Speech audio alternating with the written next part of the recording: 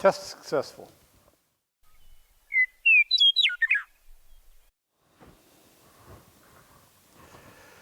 Okay, this isn't centered, so I want to center these. And it's going to be roughly there.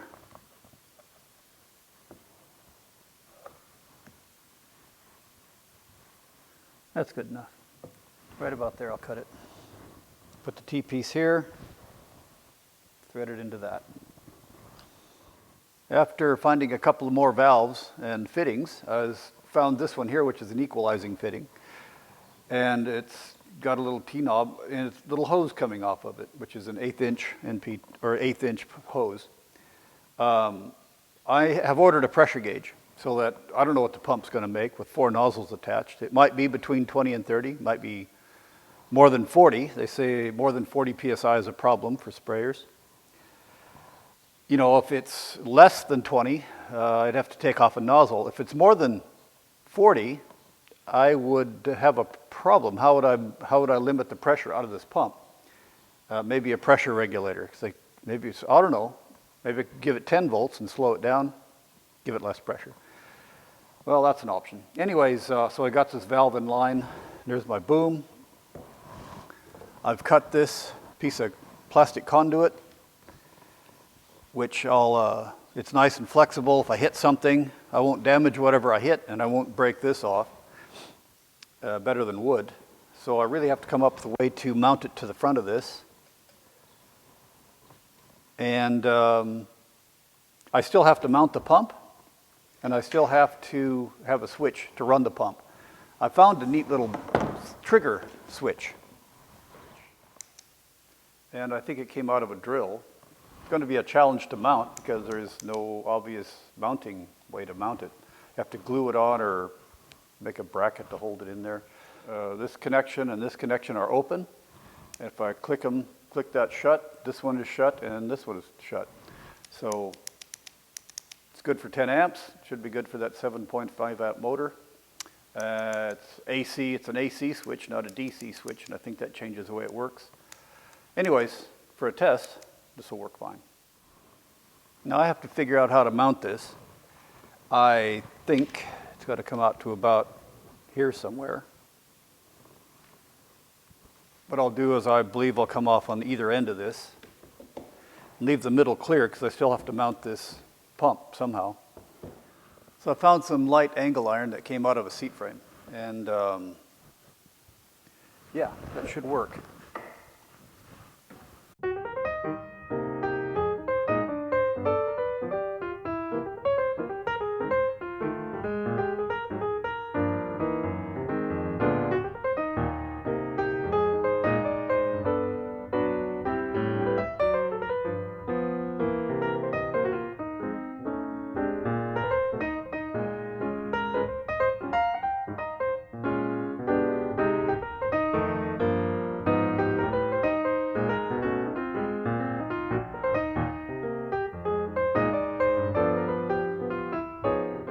There's a plate I've made up. There's a hole saw. This will fit in here about like so. I just got to bolt it all up together. So I've got some bolts and some washers from my collection of junk, and that'll do.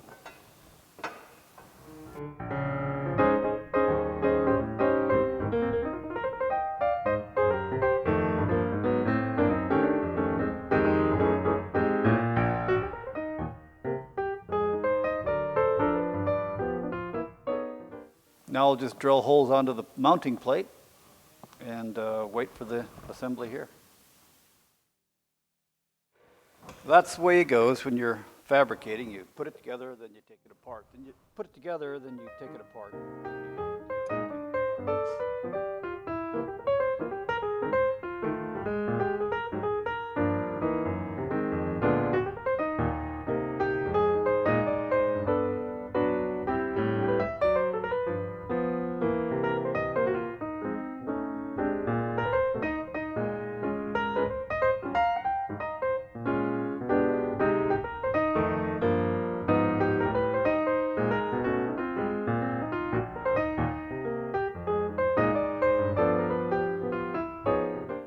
thing is to mount my trigger to get the pump to work. So wiring and connection to the battery. I had to scrap a battery charger some time back because it just stopped working. Happily, I kept the alligator clips of the lead. So I'm just going to clip these on somewhere here that won't short anything out. There's a hose. And that'll be my power supply then to the switch, really. Well, there's more of that seat frame that I've scrapped out. And it's a nice piece of metal. I think I can modify this so that keep those connections clear. Butt that up in there. I'll chop a piece off here. I'll shorten it a bit here. Actually, I could probably do like this better. There you go. So shorten it a bit, cut it off there. It'll butt up against that plate. Screws are free. I'll probably insulate them with a piece of plastic. And then if I just slice along here and cut it off, that'll give me a way to mount it onto the grip on the steering lever on the tractor. I'll just use a couple of clamps.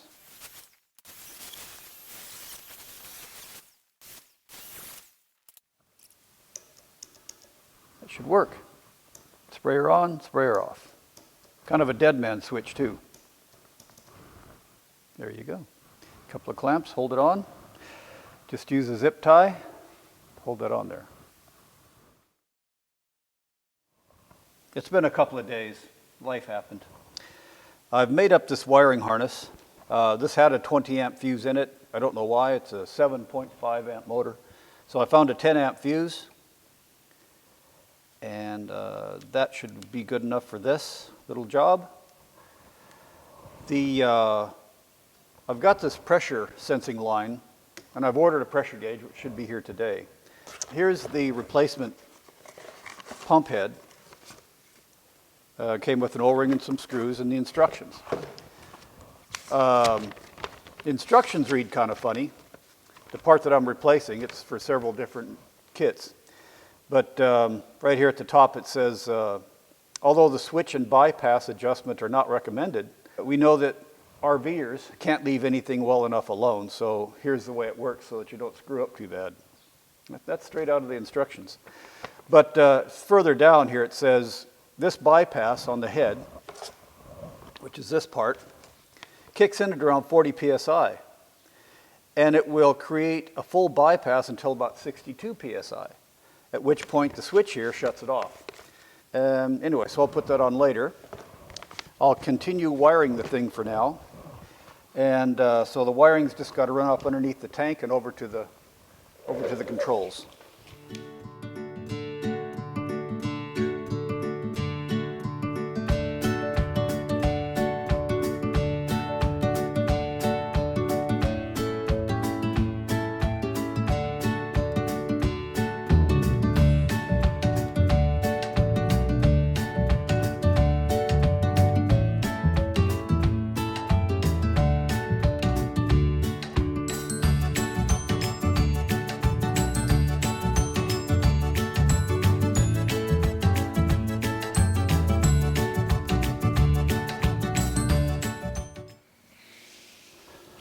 All of them?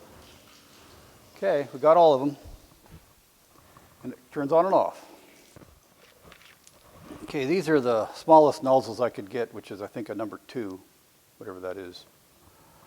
Probably should put a screen in there because these may block up. Anyways, it's a fan spray, and these are supposed to be 5 degrees off from each other. And they have a 20-inch pattern.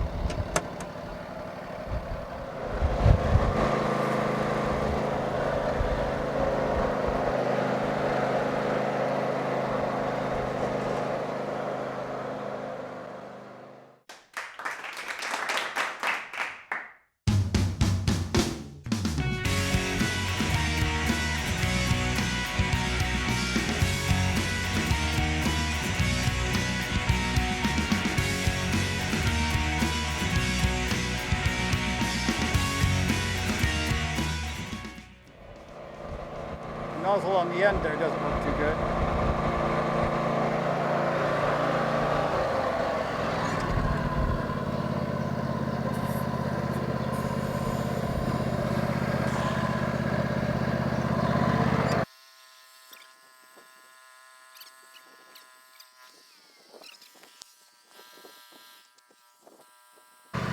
That nozzle's there leaking around the top. The rest of them are sealing.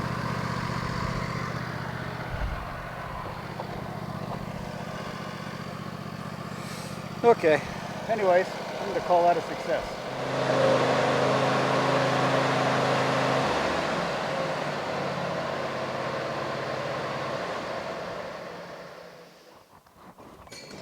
Well, there you have it. We have a working boom sprayer. It was a bit frustrating in some points because just a little while ago trying to hook up power to it, the fuse holder had a 20 amp fuse in it, and it was around a 1/16 of an inch longer, that fuse, than the 10 amp I put in it, and the 10 amp was too short, it didn't work. Go figure. So a bit of troubleshooting, but it seems to spray well. A little bit of a leak in one nozzle, fixed it with an O-ring. There's no leaks anywhere else. I'm thinking if there's adequate pressure, I might be able to add another nozzle and get a bigger thing. But I sprayed probably a third of our yard, and I have around an acre total. The house takes some of it. There's some I'm not going to spray. So let's say 2/3 of an acre I'm going to spray. And I had that roughly with 20 gallons in it, and now it probably has a little bit less. Maybe I used 5 gallons to do about a third. So I think it's going to be pretty efficient too. Again, if it kills weeds, we're good. If it doesn't kill weeds, go a little bit slower, use a little bit more water. Anyways, I'm happy with this. That isolation valve is open. There's a pressure gauge. I want to have about 40 psi. This is 4 nozzles. So let's see how we go with that. Squeeze the trigger. Wow. Well, that's 55 psi. So I can easily handle 2 more nozzles. I might actually have to go to bigger nozzles because I don't know, adding 2 will even take care of this. We'll just deal with this after I get 2 more nozzles on and then see what happens. That's got a socket I'll just stick on the end. I think I've got another one of those. Here's the other one for the other side. And more fittings, more pipe.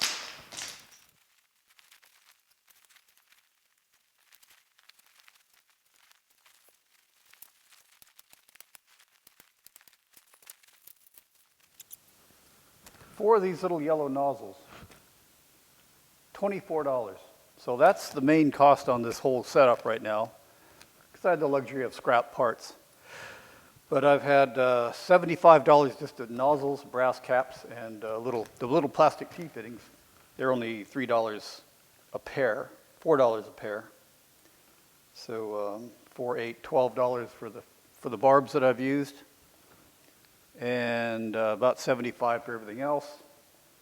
Sheesh. I'm looking for 40, which is right there.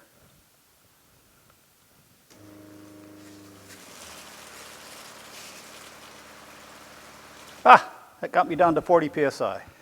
This is leaking a little bit, so hopefully I can take care of that.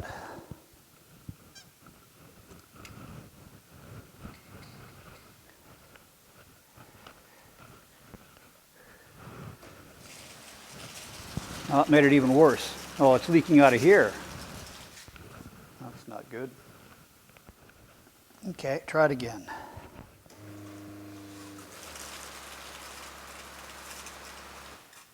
We're good. No leaks. I know this is a 35-gallon tank. That's what it calculates out to be. Half of it would be 17.5. I need 20, so I'm kind of estimating it's a little bit above half. And this dye, which I think is also a surfactant, it needs 1 ounce per gallon, so 20 ounces of this. This is a 28-ounce container. So I have to have 8 ounces left when I get done pouring it in. But this, like I said, is also a surfactant, I think, which means surfactant allows the herbicide to actually get to the plants. Some of these plants have naturally have a waxy coating. And to get around that, you add a soap or a surfactant. My neighbor knows all this.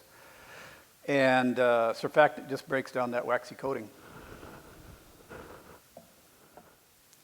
This says on ornamental turf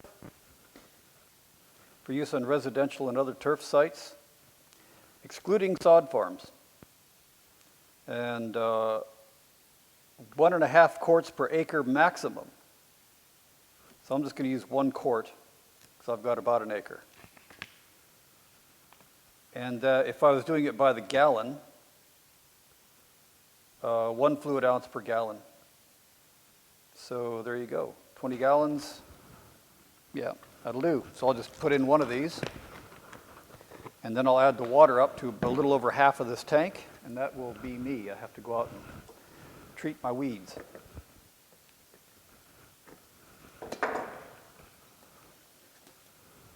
Probably should be wearing gloves for this.